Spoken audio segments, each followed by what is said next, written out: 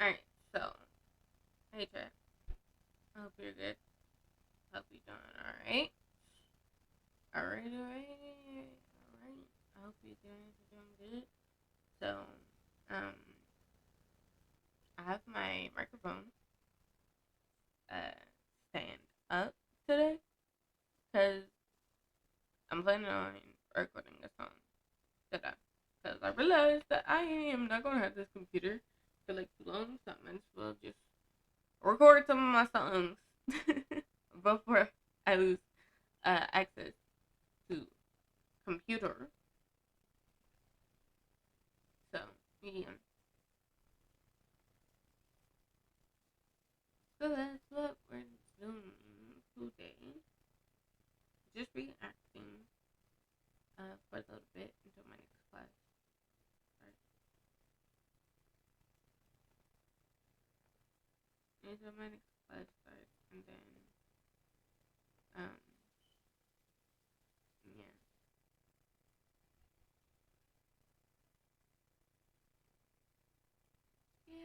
Yay. What's wrong with being confident? Oh, what's wrong with being? What's wrong with being? What's wrong with being confident? Oh, what's wrong with being? What's wrong with being? What's wrong with being confident? So if it sounds like I'm like a little bit far away from the mic, it's because I am. So sorry about that. I kind of am like a little far, not too much far, but like a little bit. I'm like not holding it, cause guys, I don't know if you noticed, but these past few years, bruh, my bitch ass has been. Well, I said years. I mean year, cause I've been streaming for a year. Um, almost two actually, but hey, but yeah, I've been streaming for a year, almost two later this year. Um, like holiday time later this year where it's almost Christmas, you know, Thanksgiving time zone, time zone. What the fuck? I'm tired and I'm hungry. Um, like I'm sleep deprived, like genuinely. So like yeah, anytime that my dumbass forgot to put that. Oh well. But yeah, anytime that I've been streaming, I'm dead ass holding the microphone the entire time. Like I'm genuinely dead ass holding the mic the entire fucking time. So yeah. Okay.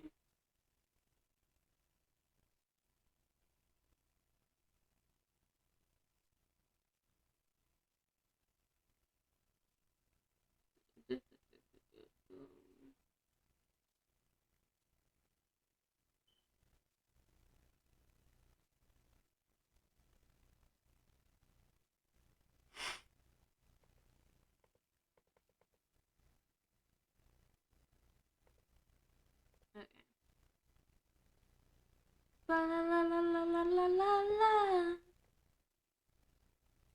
La la la la la la la la la. Go ahead and kiss the girl, kiss the girl.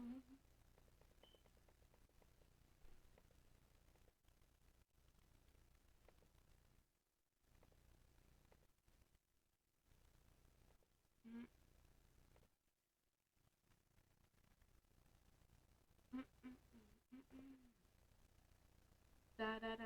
We got the reactable on display. I had to reset my fucking computer this morning because it was acting up.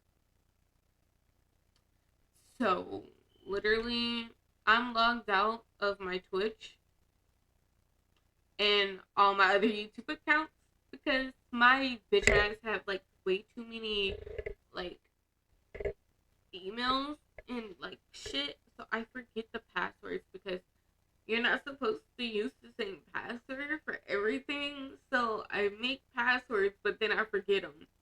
So like that one device that my YouTube channel was on this one. So I'm kind of fucked. Very, very fucked. So yeah, now I gotta try to figure out my fucking password. I heal some you. A pretty boring character into a beloved character within seconds. The empathy we feel for the character connects us. They don't necessarily have to be just like us or go through the same things we did. Like, I know I didn't come from space and my clan definitely didn't get massacred, but I'm still both of these people, and these people, and these people. Today, ladies and gentlemen, I'll be going over some of the saddest backstories in history. Backstories so sad, they'll give you clinical depression. Like, take for instance, now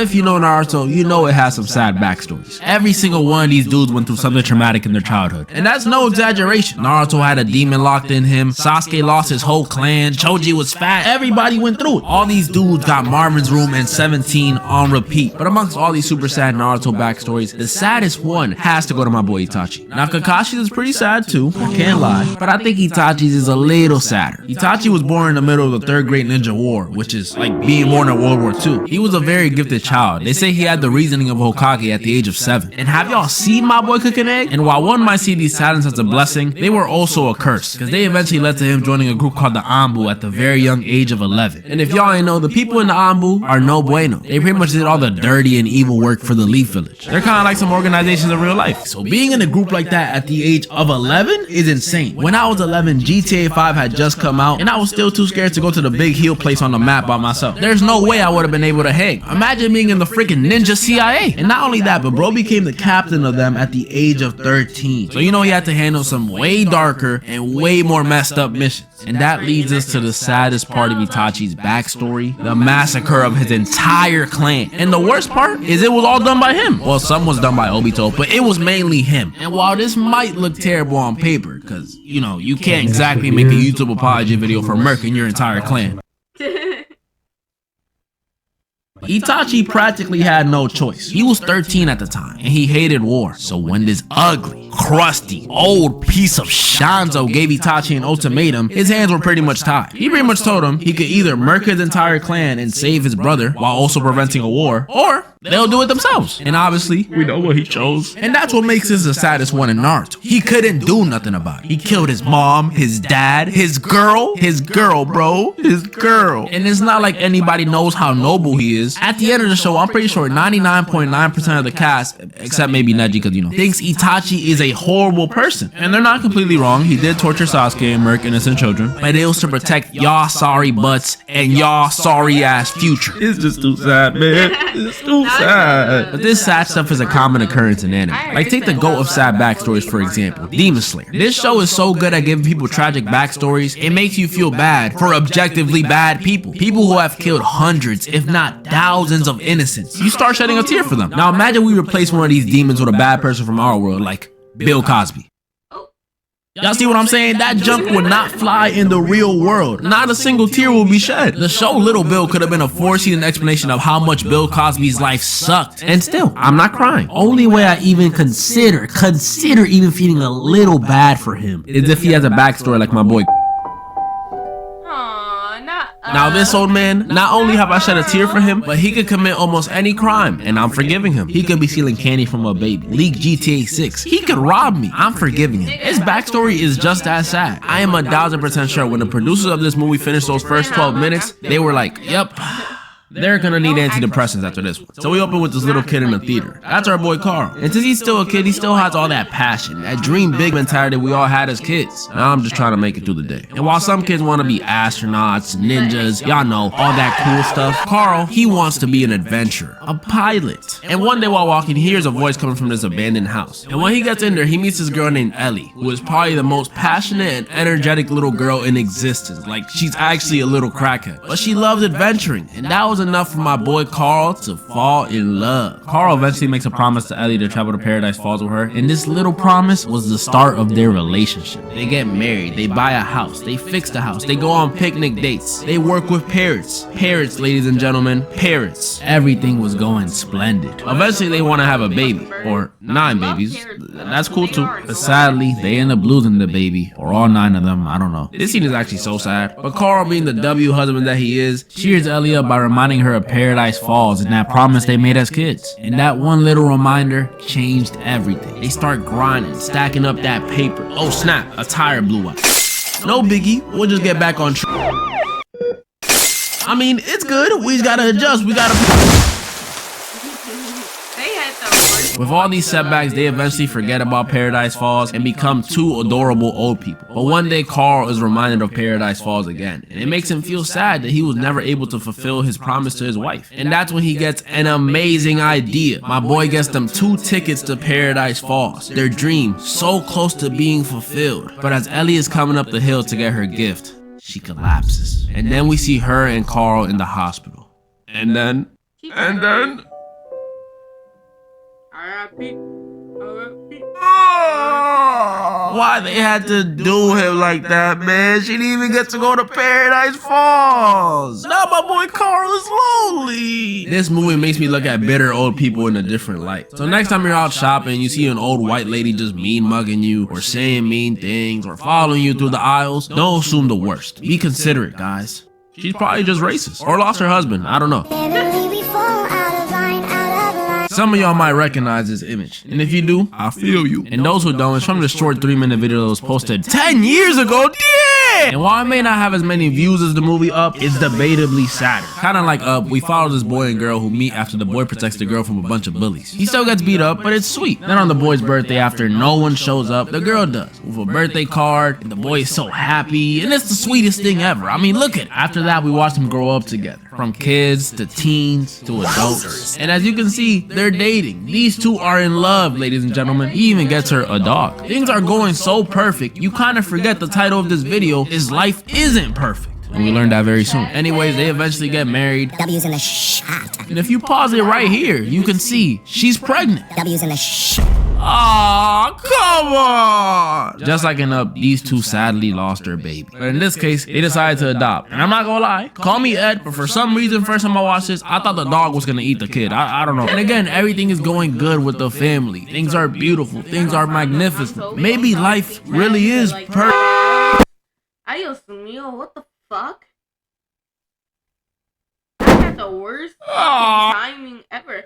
Like, I was dead ass about to, like, just pause the video and pull up chat. Like, never fucking mind, bro. Never fucking mind. We're good. Yo, what the hell?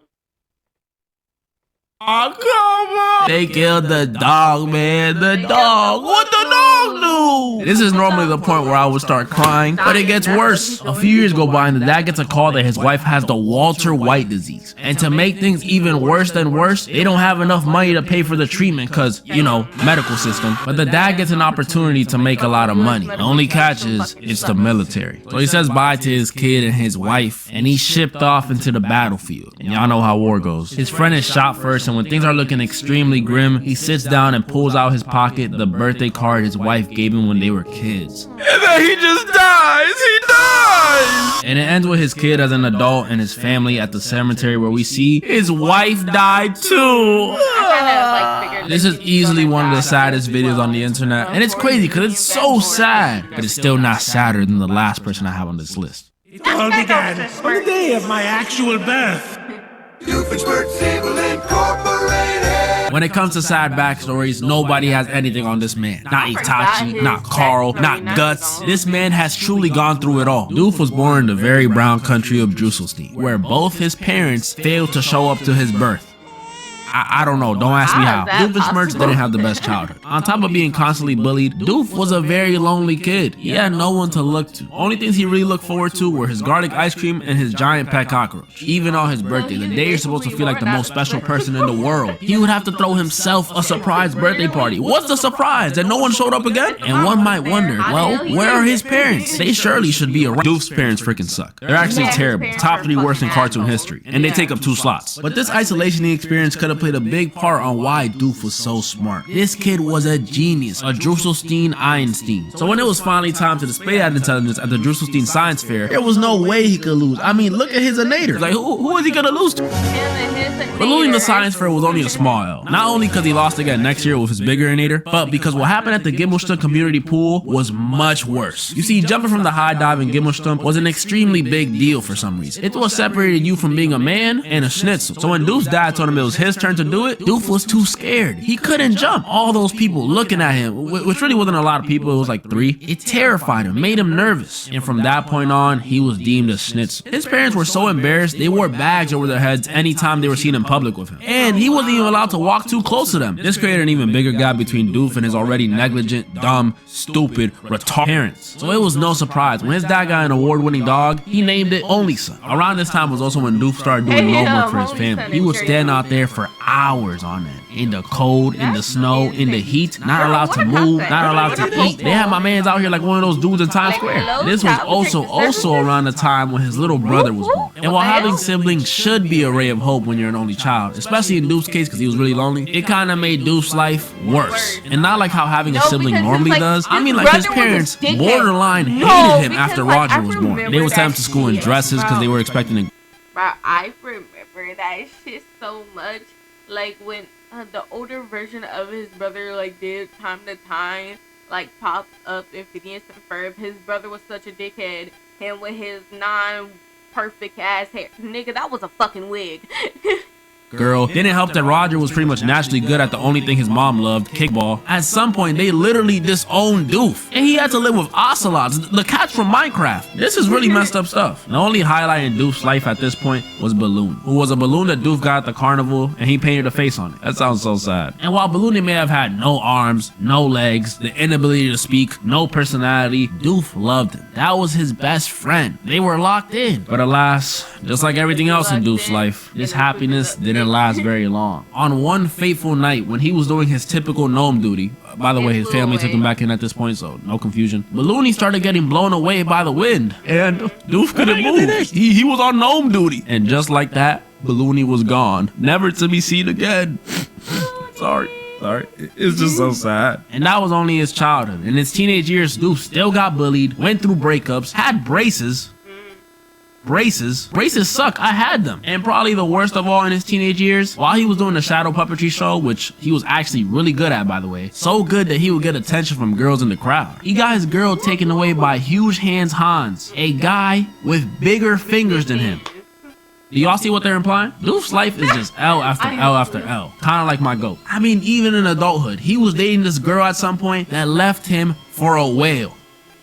A whale. This man would have every right in the world to hate society. Or at the very least, his parents. They suck. But he doesn't. I mean, he is evil, but his evil isn't really that big of a deal. He usually does something stupid or unserious, like the Breadinator or something. Like, who cares? Doof doesn't let what his parents or society did to him impact how he treats the people he loves. That's why he's such a great dad to Vanessa. He knows what it means to not celebrate your birthday. He knows what it means to struggle. He knows what it means to get out the mud. He might be from the Bronx. A lot of people like to use that as a crutch. Oh, I was mistreated, so now I gotta mistreat you.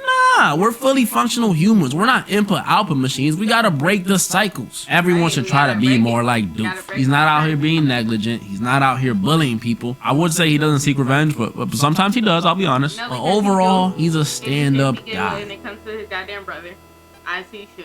Now, other dimension Doof, his backstory, I understand why he's so evil. He has every right to hate the world. Burn it all down. Comment down below which backstory you thought was the saddest, or if I missed any other sad backstories. I know One Piece has a few, but I ain't reading all that. And moral of the story, that's just a theory.